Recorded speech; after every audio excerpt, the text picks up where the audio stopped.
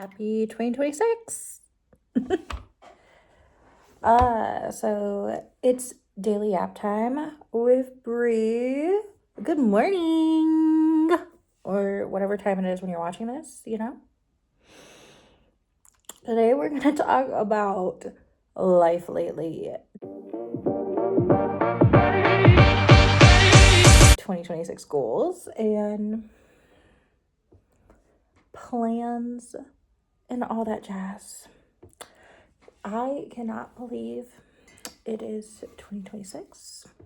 Time flies.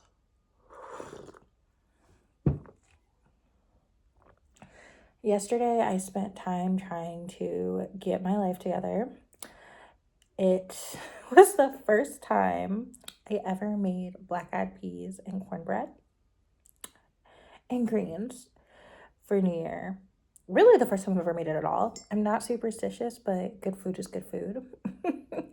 And I feel like there's something intrinsically just valuable about starting off a new year with good food in your belly, just in general. So that was delicious. That took me a while, and guys, I use glory greens. And I will not be shamed for using my glory greens, because it took me about 2-3 hours to put that meal together using canned greens. You think cooking for me, myself, and I was going to spend the time to do fresh greens for that?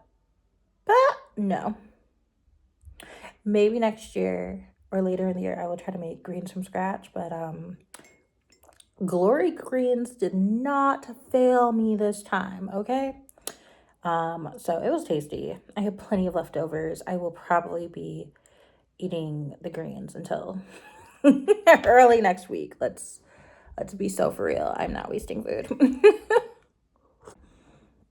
Goals for this year. I want to get fit.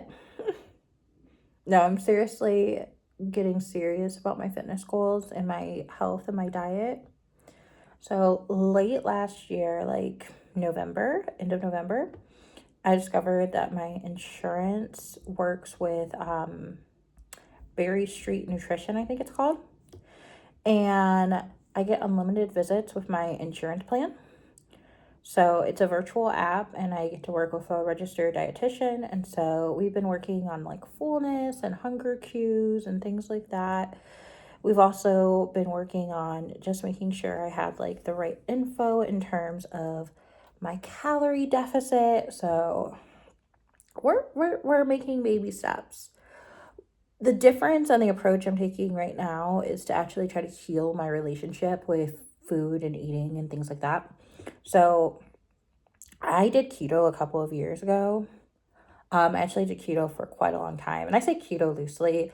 It was really more of like a very loose, low carb, high fat diet with an emphasis on net carbs versus total carbs. So I was eating usually between 25 to 30 net carbs per day. I really wasn't tracking any of the other macros closely.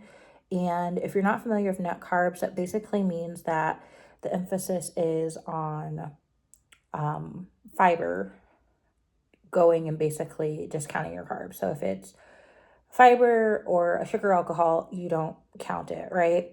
So it gives you a little bit more leeway, and you end up eating a lot of like high fiber things to counteract the way that your body processes the carbs. And I was actually able to keep that up for quite a while.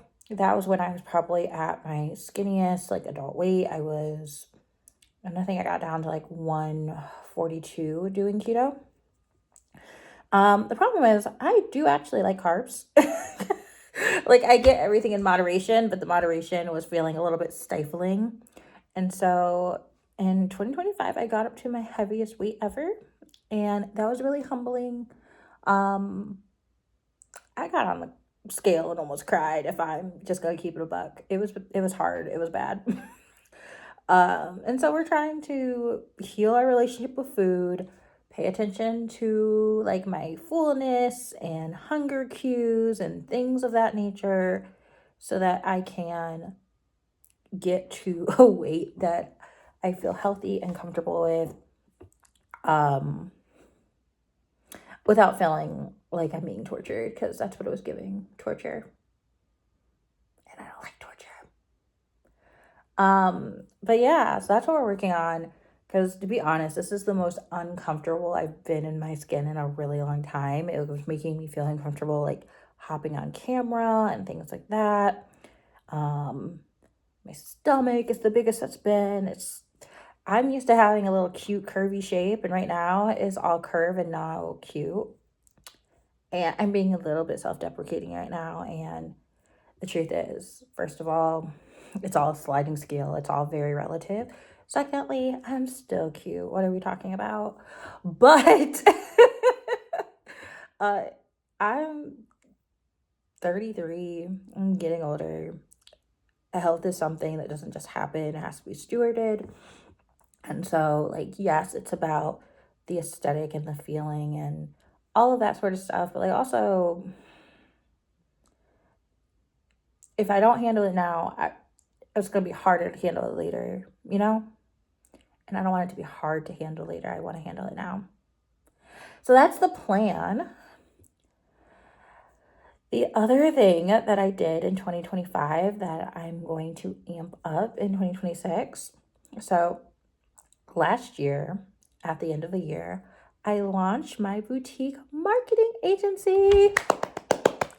So basically, I am doing freelance social media marketing work for folks, offering really great consultative services, done for you products, captions, hooks, things like that. For those of you who don't know, a full-time day job is in marketing, engagement marketing, social media marketing, content marketing. So this is what I do.